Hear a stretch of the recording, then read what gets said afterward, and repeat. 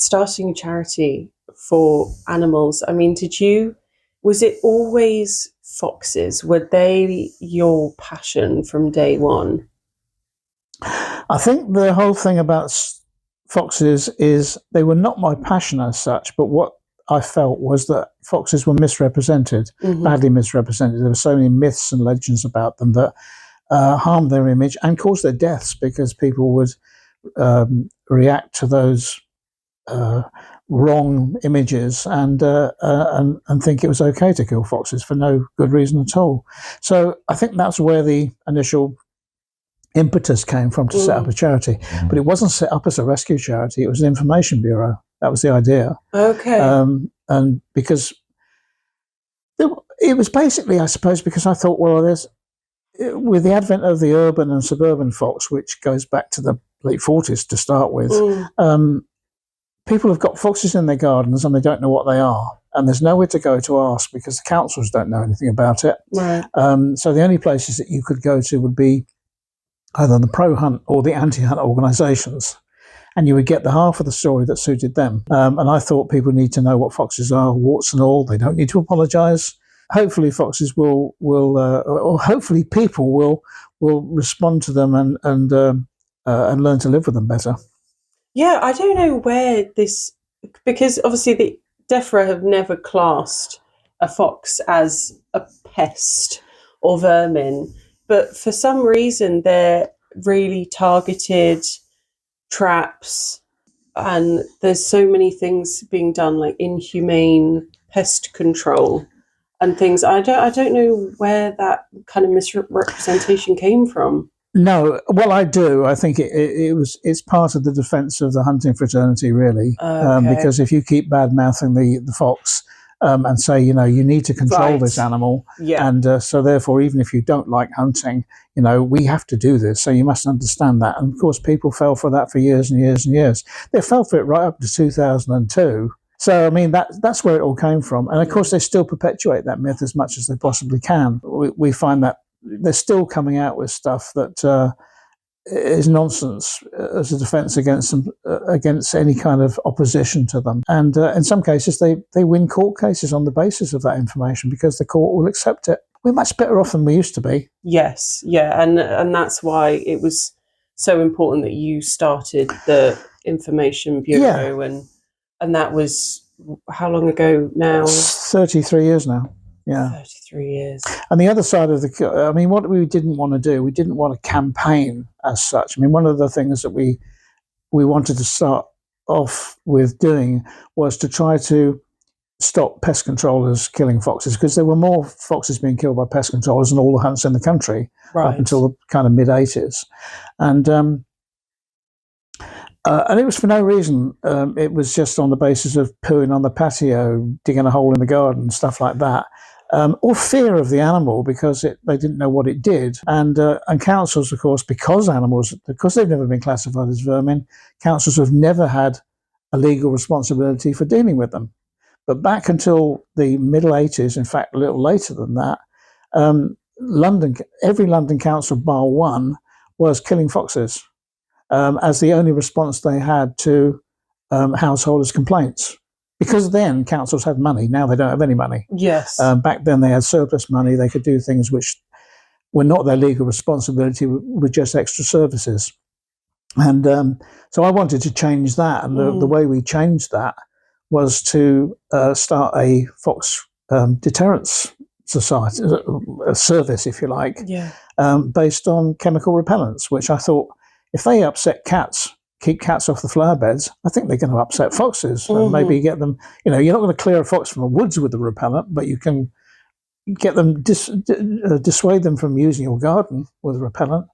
I wasn't sure if it would work, but I found myself working for one council who agreed that maybe I had a point, which was Lewisham Council. And having proved the point by them referring people to me to go and do deterrence on their properties at my expense, I have to say, nobody paid for it.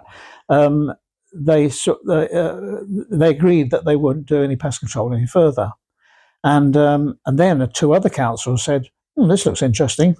can we pass stuff to you as well? So that, I think it was, I can't remember now, it was Lambeth and Southwark councils, I think. That was years before the Fox Project was set up. But when the Fox Project was set up, I thought, well, we can use this because I can earn money by doing deterrence, but not with just 3 councils. I need more than that. And I will undercut pest controllers because it's not just about ethics, it's also about economics. And I went professional, basically because I wasn't happy in my previous job. And Sue, my wife, said, why don't you set up this Fox organisation you've always wanted to do? If it doesn't work, you can go and drive a bus, whatever. So I did. And the first thing I did was mail out every council in the country. I set up a helpline with verbal advice on it, but also the ability to talk one-to-one with me. And that's 550 councils at the time, roughly. And I thought, if I can double this 3 councils to maybe 6 or even better than that, I can probably make a reasonable enough living to keep this organisation rolling along and buy some biscuits. And, I was amazed when I mailed it out. I thought, well, that would do. Just if double figures would be great. And within 3 weeks, I was working for 65 councils. 3 weeks. Yeah, because the councils all sort of went, oh, well, we need this kind of service because we don't know what we're doing. We're getting a backlash from people because all we can ever tell them is we'll get somebody along to kill them. Yes. And most people didn't want that. They wanted the problem solved, but they weren't looking for capital punishment. Right. Yeah, they didn't want them to be killed. No, and the council was getting in the neck for that because that's all they had. So they were going, we needed an organisation like this, not realising this wasn't an organisation, this was just me. Yeah. And it kicked off from there. So it was going to be really an information bureau, a Fox deterrence consultancy. And it was only because I foolishly put us in yellow pages prior to online back in the day. Services, yeah. And under the name of the Fox Project, because I've been calling it the Fox Project with little letters and not have thought of a name. But when you have to have a letterhead, you have to put something on it. So it became the Fox Project in big letters. And I put it in yellow pages, and then you've got people phoning up saying, oh, the Fox Project, are you a rescue group? Because I've got a fox cub in the garden. Now, I'd been doing a bit of voluntary work for a wildlife hospital down in Surrey. So I knew a little bit about what to do. I thought, well, I can maybe I can take this cub in. This was 1993. I can take this cub in because I can just stabilise it and then pass it on to this wildlife hospital. And I thought, but I can't let this run riot. Yeah. It wasn't a problem because 1993 we had 3 cubs in. That was all. And I just thought, that's going to be easy. Not a problem. Little did you know. 1993, 1999, it had gone up to 750. What? So, we were now a wildlife hospital working out of a garage. With one lady on the phone and an assistant driver for me, and I still wasn't getting a wage because every time the organisation got a little bit bigger, the new person that I needed got that wage. Yeah. But that's kind of how the rescue side grew and the hospital grew. It was just organic, really. It kind of has plateaued now. We tend to bring in somewhere between 12 to 1,400 foxes a year, I suppose, and around about 300 cubs. And that's been the same now for, I suppose, about 5 years. How's it going with the wildlife hospital? Because obviously that's like your biggest fundraising that you've ever done, isn't it? Your biggest appeal. Yeah, it is. Well, the actual direct appeal to it has not gone especially well. It's okay. It's earned a little bit of money, and we've got it ring fenced. But what makes the difference is legacies. That's the only way. I mean, you'll get that from every charity. Really, is the big money is legacies. Right. You want to buy something big, you have to have a big sum, and the legacies are what bring you in the big sums. So we now got a very good ring fence sum, enough to buy a decent sized piece of land. Okay. Which we're desperately looking around everywhere for because we're only in rented accommodation at the moment, which is okay, but it's not really comfortable. But every time we find somewhere, we get gazumped by the housing market because those organisations have got more money than we have. What would your advice be if someone found a fox or a cub and it's injured? What would you say they should be doing? The first thing they should always do is to contact a organisation that has the right kind of knowledge about that species, because you can't do it on your own. Unfortunately, a few people, we've known quite a lot of people over the years who've taken in a fox cub and tried to raise it on their own. It always is a disaster because the animal reverts to the wild when it's about 3-4 months old, Right. And they can't cope with it. We end up with it, by which time it's almost imprinted. So we've got a lot of work to do to get it wilded up. The best thing to do is just call, seek advice. Sometimes it can be simple, as simple as just saying, okay, well, can you just feel them? You know, the little litter of cubs, can you just feel them? Are they cold? Are they warm? What's the weather forecast look like if they're out in the wild? Can you just leave them there, monitor them for a while and see if they can be got back to the mother? Yeah. Don't just go pick them up, because often you haven't noticed a vixen's gone across the garden moving her cubs from one place to another. Yes. You've opened the door with a bang. It's dropped the cub, startled, runs into cover, and is waiting for you to go away before she can come back. But you don't go away. We've got to try to get the animal back to the vixen if we possibly can, which is a very labour-intensive, but I have to say very rewarding experience if you can actually achieve that. And most of the time we seem to be able to. I think out of 40 cubs received so far, 23 have gone back to the vixens, which is the best kind of rescue. Well, that's it, because she's on it. The mother is working on it. We are second best when it comes to mothering. People are so eager to help. Yeah, it's well-meaning. Well, it's well-meaning, but I think maybe along the way we've forgotten how great fox mums are, and they're not just going to leave their young. It's contact somebody, get advice before you actually dive in too hard. Before intervening. But intervene if things are desperate. And would you say it's the similar approach for an adult fox, or could you be a bit more hands-on? No. And never try and be hands-on with a fox. They're not aggressive, but they're defensive. Right. And if you're going to pick up a wild canine, you have to bear in mind that it has got canine teeth. It's a canine, yeah. And while they aren't as damaging as a domestic dog for the most part, because somehow they kind of don't bite you and chew you, they whack you with a real kind of hammer blow. It can do some damage. So you don't want to do that. You want to take it very carefully. If an animal's completely collapsed, then maybe you can gently cover it with a towel while you call for help.